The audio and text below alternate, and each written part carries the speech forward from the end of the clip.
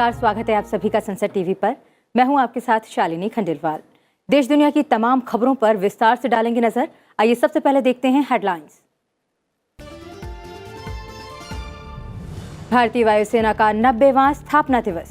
चंडीगढ़ में आयोजित समारोह में शामिल हुई राष्ट्रपति द्रौपदी मुर्मू। उपराष्ट्रपति, प्रधानमंत्री और रक्षा मंत्री ने भी वायुसेना को दी बधाई।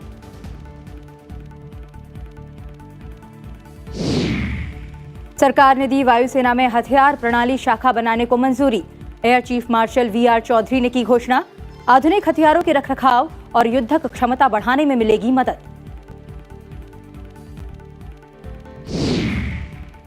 ड्रग्स फ्री इंडिया से ही होगा सुरक्षित भारत का सपना साकार। ड्रग तस्करी और राष्ट्रीय सुरक्षा पर क्षेत्रीय बैठक में केंद्रीय गृह मंत्री अमित शाह का संबोधन। कहा, ड्रग्स तस्करों के खिलाफ होगी सख्त कार्रवाई।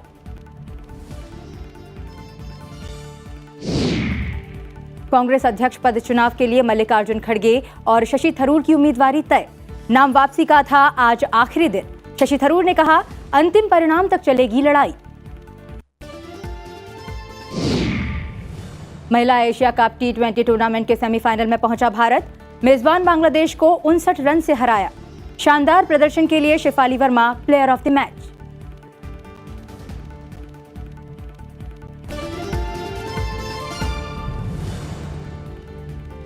अब नजर डालते हैं कुछ अन्य मुख्य समाचारों पर। केंद्रीय गृह मंत्री अमित शाह ने असम में बाढ़ की समस्या का पूर्ण समाधान करने के लिए 5 साल का समय मांगा और कहा कि सरकार प्राकृतिक आपदा को इतिहास का हिस्सा बनाने का प्रयास कर रही है। केंद्रीय पेट्रोलियम और प्राकृतिक गैस मंत्री हरदीप सिंह पुरी ने कहा कि अपने लोगों को ऊर्जा उपलब्ध कराना भारत सरकार का नैतिक कर्तव्य है और उसे जहां से तेल मिलेगा वो खरीदना जारी रखेगी। वॉशिंगटन में उन्होंने कहा कि किसी ने भारत को रूस से तेल खरीदने से मना नहीं किया है। प्रवर्तन निदेशालय ने दिल्ली आबकारी नीति मामले में हुई छापेमारी में करीब 1 करोड़ रुपए नकद जब्त किए हैं। एजेंसी ने कल दिल्ली, एनसीआर, पंजाब और हैदराबाद में करीब 35 जगहों पर तलाशी शुरू की थी।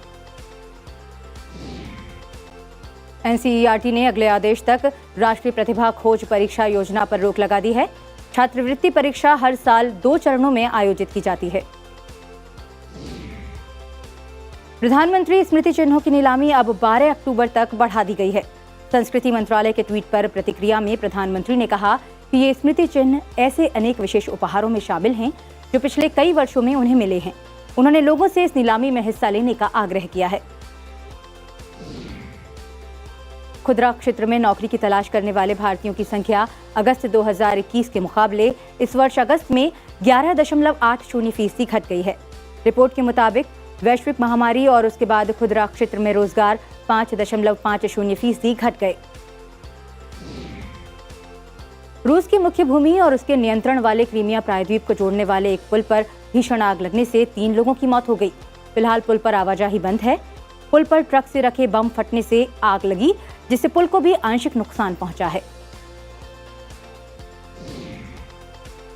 आयरलैंड के काउंटी डोनेगल के क्रिस्लो शहर के एप्पल ग्रीन सर्विस स्टेशन में विस्फोट में 7 लोगों की मौत हो गई, जबकि 8 लोग घायल हो गए। कई लोग अभी भी लापता हैं। भारत के चोटी के बिलियर्ड्स खिलाड़ी पंकज आडवाणी ने कुआलालंपुर विश्व चैंपियनशिप में फाइनल में सौरभ कोठारी को 4-0 से हराया। उन्होंने अपने करियर का 25वां विश्व खिताब जीता। इसरो के चंद्रयान 2 ऑर्बिटर में लगे एक्स-रे स्पेक्ट्रोमीटर क्लास ने पहली बार चंद्रमा की सतह पर प्रचुर मात्रा में सोडियम का पता लगाया है। इसरो ने कहा कि इस नई जानकारी से चंद्रमा पर सतह एक्सोस्फीयर के बारे में एक नया अध्ययन करने का मौका मिलेगा। आज की खबर में अब खबरें विस्तार से। आज वायुसेना दिवस है। इस अवसर पर उपराष्ट्रपति, प्रधानमंत्री और रक्षा मंत्री ने वायुसेना कर्मियों, पूर्व सैनिकों और उनके परिजनों को बधाई दी है। भारतीय वायुसेना की 90वीं वर्षगांठ के अवसर पर चंडीगढ़ स्थित वायुसेना स्टेशन में आज परेड का आयोजन किया गया। वायुसेना प्रमुख air chief marshal V R Chaudhari ने परेड का निरीक्षण किया, जिसके बाद मार्च पास्ट किया गया। कार्यक्रम में वायुसेना प्रमुख के अलावा पश्चिमी वायु कमान के air officer commanding in chief air marshal Shri Kumar Prabhakaran सहित कई अन्य वरिष्ठ वायुसेना अधिकारी शामिल हुए। 1932 में आज ही के दिन भारतीय वायुसेना की स्थापना हुई थी। आजादी से पहले भारतीय वायुसेना को रॉयल इंडियन एयरफोर्स के नाम से जाना जाता था। देश के आजाद होने के बाद रॉयल शब्द को हटा दिया गया था, जिसके बाद इसे भारतीय एयरफोर्स के नाम से जाना गया। वायुसेना की 90वीं वर्षगांठ के अवसर पर कर्मियों के लिए नए पैटर्न की लड़ाकू वर्दी पेश की गई है।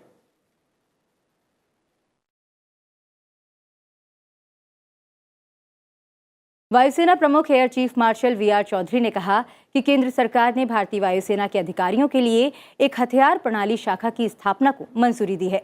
उन्होंने कहा कि पिछले 1 साल में भारतीय वायुसेना ने पूरी क्षमता और दृढ़ संकल्प के साथ अपने हिस्से की चुनौतियों का सामना किया है।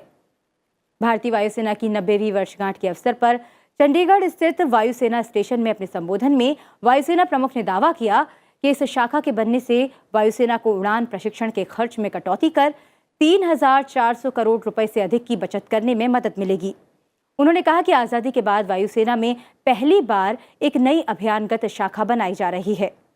वायुसेना प्रमुख ने कहा कि हथियार प्रणाली शाखा सतह से सतह पर मार करने वाली मिसाइलों, सतह से हवा में मार करने वाली मिसाइलों, दूर से संचालित विमानों और 2 और बहुत चालक दल वाले विमानों में विशेष हथियार प्रणाली संचालकों से संबंधित शाखाओं को मजबूत बनाने का काम करेगी। That the government has approved the creation of a weapon system branch for the officers in the Indian Air Force. This is the first time since independence that a new operational branch is being created. This will essentially be for manning of 4 specialized streams of surface-to-surface missiles, surface-to-air missiles, remotely piloted aircraft, and weapon systems operators in twin and multi-crew aircraft. वायुसेना दिवस पर चंडीगढ़ के आसमान में वायुसेना की ताकत और शौर्य का नजारा दिखा। सुखना लेक पर आयोजित एयर शो में राष्ट्रपति द्रौपदी मुर्मू और रक्षा मंत्री राजनाथ सिंह मौजूद थे। 75 से अधिक फाइटर जेट और हेलीकॉप्टर, मिलिट्री ट्रांसपोर्ट विमान ने सुखना लेक पर आसमान में उड़ान भरी। फ्लाई पास्ट की शुरुआत पैराट्रूपर की आकाश गंगा टीम के AN-32 विमान से नीचे छलांग लगाने के साथ हुई। लोग चिनूक के करतब देखकर रोमांचित हो गए। हाल में वायुसेना में शामिल किए गए स्वदेशी तकनीक से बने हल्के लड़ाकू हेलीकॉप्टर प्रचंड के अलावा हल्के लड़ाकू विमान तेजस, Sukhoi, MiG-29, Jaguar, Rafale, IL-76, C-130J और हॉक ने भी फ्लाई पास्ट में हिस्सा लिया। ये पहला मौका है जब वायुसेना दिवस परेड और फ्लाई पास्ट का आयोजन दिल्ली NCR से बाहर हुआ है।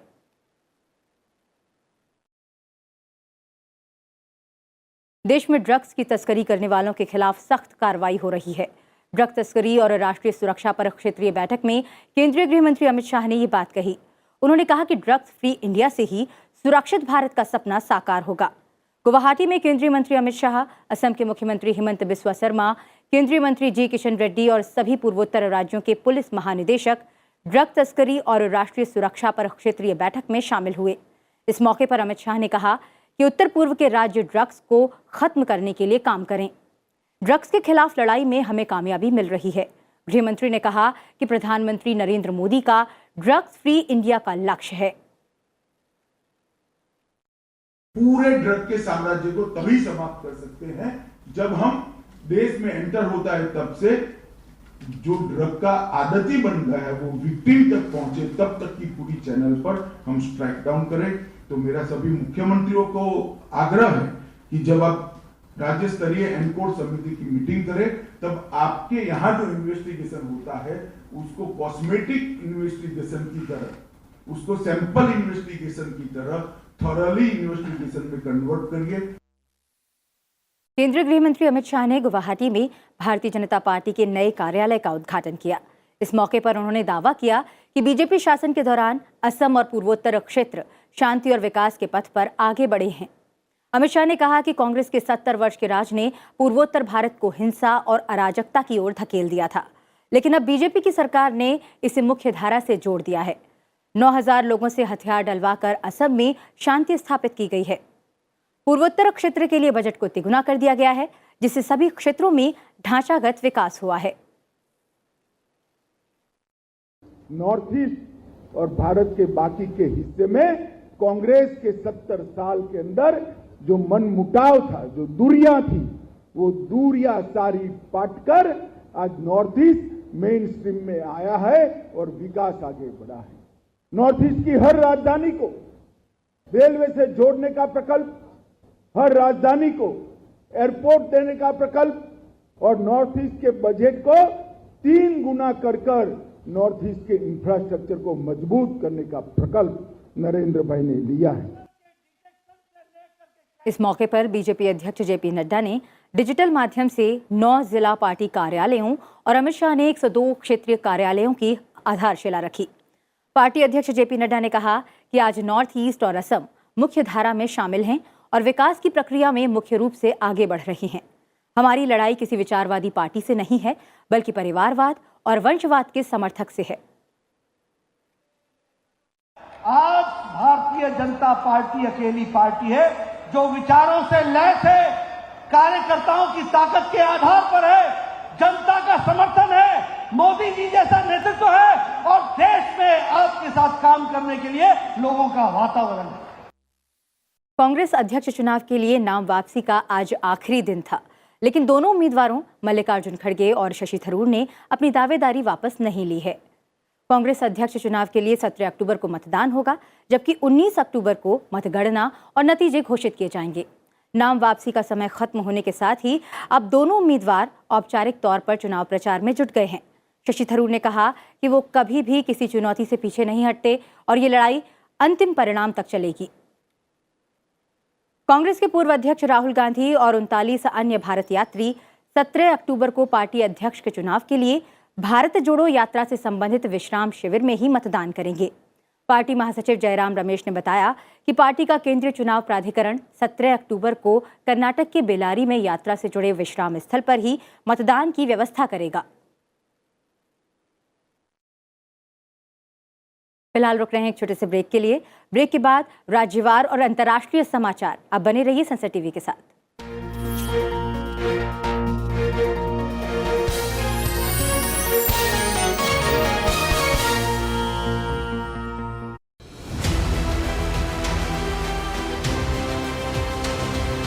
Chinese will always violate international norms and bilateral agreements, and it shows on the border, whether in the continental side or on the maritime side.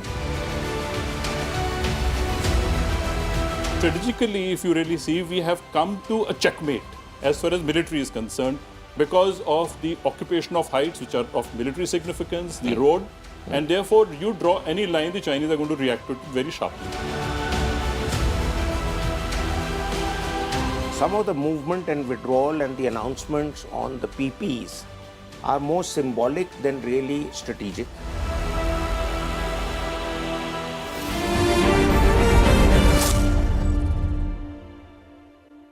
मन के हारे हार है, मन के जीते जीत।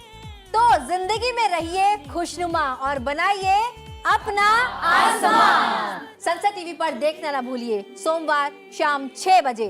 उम्मीदम, उम्मीदम, उम्मीदम, उम्मीदम, उम्मीदम।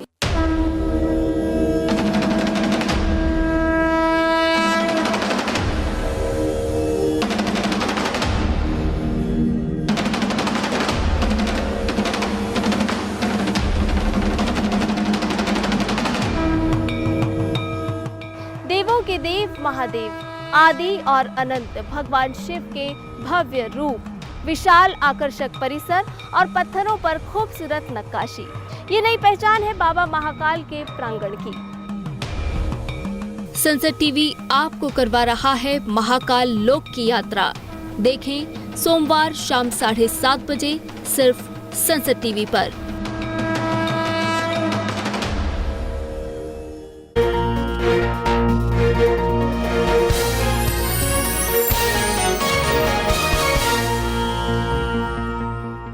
आप देख रहे हैं आज की खबर। बढ़ते हैं आगे और बात करते हैं राज्यों से जुड़ी हुई खबरों की।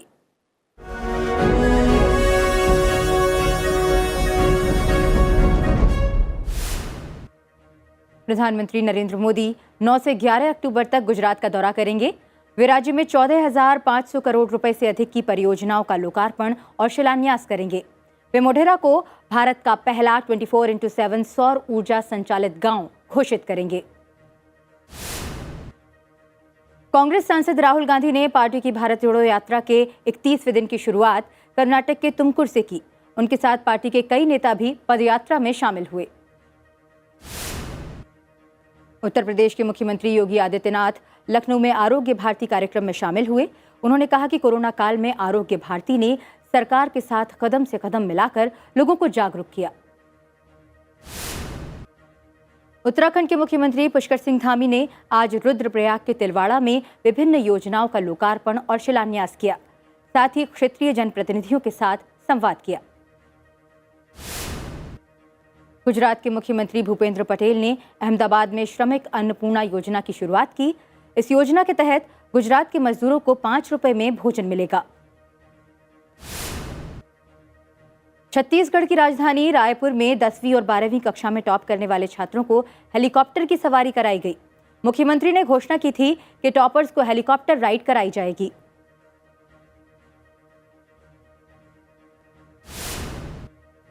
तटरक्षक बल और गुजरात एटीएस ने राज्य के तटीय क्षेत्र में एक पाकिस्तानी नौका से 360 करोड़ रुपए मूल्य की हेरोइन जब्त की है। अंतर्राष्ट्रीय समुद्री सीमा रेखा के पास पकड़ी गई नाव से 6 लोगों को गिरफ्तार किया गया है। महाराष्ट्र के नासिक शहर में ट्रेलर ट्रक से भीषण टक्कर के बाद निजी बस में आग लग गई।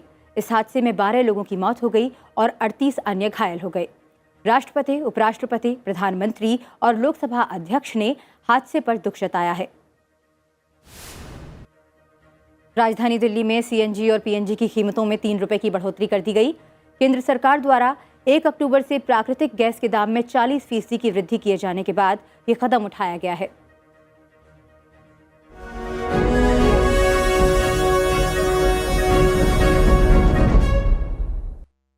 उत्तर प्रदेश की गोला गोकर्णनाथ विधानसभा सीट पर 3 नवंबर को होने वाले उपचुनाव की तैयारियां तेज हो गई हैं।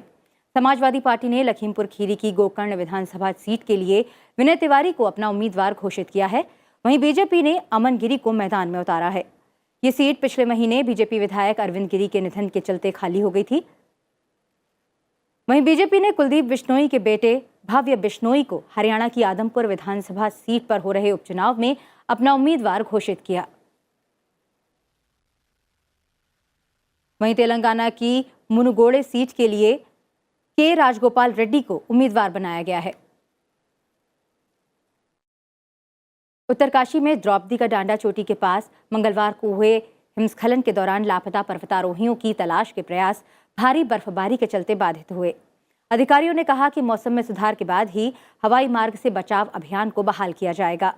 एनआईएम के मुताबिक अब तक 26 पर्वतारोहियों के शव बरामद किए जा चुके हैं, जबकि 3 अब भी लापता हैं। संस्थान ने बताया कि 4 पर्वतारोहियों के शव उनके परिजनों को सौंप दिए गए हैं, जबकि बाकी पर्वतारोहियों के शव नीचे लाने के प्रयास जारी हैं। नेहरू पर्वतारोहण संस्थान के 29 पर्वतारोही चढ़ाई के बाद लौटते समय 17,000 फुट की ऊंचाई पर द्रौपदी का डांडा द्वितीय चोटी पर हिमस्खलन की चपेट में आ गए थे। राष्ट्रीय राजधानी में बारिश की वजह से तापमान में गिरावट दर्ज की गई। वहीं बारिश की वजह से वायु गुणवत्ता में सुधार देखा गया। दिल्ली में बारिश के बाद कई इलाकों में जलजमाव की वजह से लोगों को मुश्किलों का सामना करना पड़ा। मौसम विभाग के मुताबिक आज अधिकतम तापमान 25 डिग्री सेल्सियस के आसपास रहा, जिसकी वजह से लोगों को ठंड का एहसास हुआ। वहीं मुंबई में सुबह से लगातार हो रही भारी बारिश की वजह से कई इलाकों में जलभराव हो गया, जिससे लोगों को परेशानियों का सामना करना पड़ा। मुंबई के कई इलाकों में जलजमाव की वजह से यातायात प्रभावित हुआ। वहीं बारिश का असर लोकल ट्रेनों पर भी पड़ा। इसकी रफ्तार धीमी रही। वहीं मौसम विभाग ने मुंबई और उसके आसपास के कुछ इलाकों के लिए येलो अलर्ट जारी किया है। यहां अगले 24 घंटे तक भारी बारिश की संभावना है। बंगाल की खाड़ी में कम दबाव का क्षेत्र बनने की वजह से आंध्र प्रदेश के तटीय इलाकों और रायलसीमा में बारिश हो रही है, जिससे सामान्य जनजीवन अस्त व्यस्त हो गया है। भारी बारिश की वजह से कई नदियों में जलस्तर बढ़ गया है। ऐसे में लोगों को दिक्कतों का सामना करना पड़ रहा है। मौसम विभाग ने यहां भारी बारिश की संभावना जताई है। उत्तरी तटीय आंध्र के श्रीकाकुलम और विशाखापत्तनम जिलों, दक्षिण तटीय आंध्र के प्रकाशम और नेल्लोर और रायलसीमा के चित्तूर, कडपा और कुर्नूल में अलग अलग स्थानों पर भारी बारिश की संभावना है। उपराष्ट्रपति जगदीप धनखड़ ने आज अपने निवास में प्रख्यात शिक्षाविद, अर्थशास्त्री और IIM अहमदाबाद के पूर्व निदेशक डॉक्टर बकुल ढोलकिया को उत्कृष्टता के लिए 23वां लाल बहादुर पुरस्कार, लाल बहादुर शास्त्री राष्ट्रीय पुरस्कार प्रदान किया। इस मौके पर उपराष्ट्रपति ने कहा कि शास्त्री जी की सादगी और फौलादी संकल्प ने उन्हें इतिहास में एक अलग स्थान दिलाया। उन्होंने कहा कि हालांकि शास्त्री जी का प्रधानमंत्री के तौर पर कार्यकाल छोटा लेकिन बहुत प्रभावशाली था। उनका जीवन हमेशा राष्ट्र को प्रथम रखने की प्रेरणा देता है। उपराष्ट्रपति ने कहा कि आज भारत की अर्थव्यवस्था तेजी से आगे बढ़ रही है। भारत की आवाज वैश्विक मंचों में प्रभावी तरीके से सुनी जा रही है।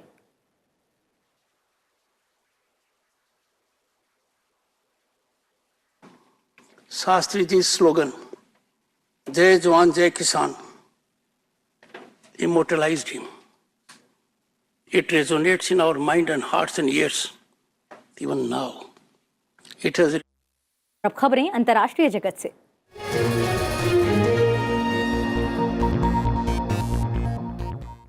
पूर्वी यूक्रेन का खार्किव शहर आज तड़के कई धमाकों से दहल गया। ये धमाके ऐसे समय में हुए हैं जब रूस ने यूक्रेन के उन इलाकों पर हमले तेज कर दिए हैं जिन पर उसने कब्जा जमाया था। आज हुए धमाकों से आसमान में धुएं का गुबार बन गया और एक के बाद एक कई मिसाइलें दागी गईं। खार्किव के मेयर ने बताया कि इन धमाकों से शहर के एक चिकित्सा संस्थान और एक गैर आवासीय इमारत में आग लग गई। इस बीच दक्षिणी ज़पोरिज़िया शहर में आवासीय इमारतों पर हुए मिसाइल हमलों में मरने वाले लोगों की संख्या बढ़कर 14 हो गई है।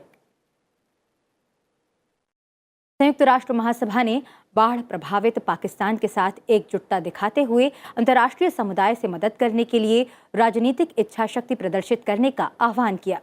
महासभा में पारित प्रस्ताव में संयुक्त राष्ट्र ने पाकिस्तान की जरूरतों के लिए अंतर्राष्ट्रीय समुदाय को संवेदनशील बनाने और प्रभावी, तत्काल और पर्याप्त अंतर्राष्ट्रीय समर्थन और सहायता जुटाने के प्रयासों को तेज करने का भी आग्रह किया। पाकिस्तान में बाढ़ के कारण लगभग 3.3 करोड़ लोग प्रभावित हुए हैं। संयुक्त राष्ट्र के महासचिव एंटोनियो गुटेरेस ने कहा कि बाढ़ के चलते पाकिस्तान में 20 लाख से अधिक घर क्षतिग्रस्त या नष्ट हो गए और किसानों की फसलें तबाह हो गई हैं। उन्होंने कहा कि आपदा 1.5 करोड़ से अधिक लोगों को गरीबी में धकेल सकती है। संयुक्त राष्ट्र ने पाकिस्तान की सहायता के लिए अंतर्राष्ट्रीय समुदाय से करीब 81.6 करोड़ रुपए की अपील की है। सलामी बल्लेबाज शेफाली वर्मा के बल्ले और गेंद के कमाल के दम पर भारत ने महिला एशिया कप T20 टूर्नामेंट के सेमीफाइनल में अपनी जगह पक्की कर ली है। भारत ने मेजबान बांग्लादेश को 59 रनों से हरा दिया। सिलहट में भारत ने पहले बल्लेबाजी करते हुए बांग्लादेश के खिलाफ महिला एशिया कप क्रिकेट मैच में 5 विकेट पर 159 रन बनाए। भारत की तरफ से सलामी बल्लेबाज शेफाली वर्मा ने 55, स्मृति मंधाना ने 47 रन बनाए। जेमिमा रॉड्रिग्स 35 रन बनाकर नाबाद रहीं। बांग्लादेश की तरफ से रुमाना अहमद ने 3 विकेट लिए हैं। जीत के लिए 160 रन का लक्ष्य लेकर उतरी बांग्लादेश टीम ने सधी हुई शुरुआत की। फरगाना हक ने 30 रन और मुर्शिदा खातून ने 21 रन बनाए। इस साझेदारी के टूटने के बाद टीम लगातार अंतराल पर विकेट गंवाती रही। निगार सुल्ताना ने सबसे अधिक 36 रन बनाए। बांग्लादेश की टीम 20 ओवर में 7 विकेट पर 100 रन ही बना पाई। भारत के लिए शेफाली वर्मा और दीप्ति शर्मा ने 2-2 विकेट चटकाए। बुलेटिन में फिलहाल इतना ही। चलते चलते आपको छोड़ जाते हैं वायुसेना दिवस पर चंडीगढ़ में हुए फ्लाइंग पास्ट की तस्वीरों के साथ। आप देखते रहिए संसद टीवी। मुझे दीजिए इजाजत। नमस्कार।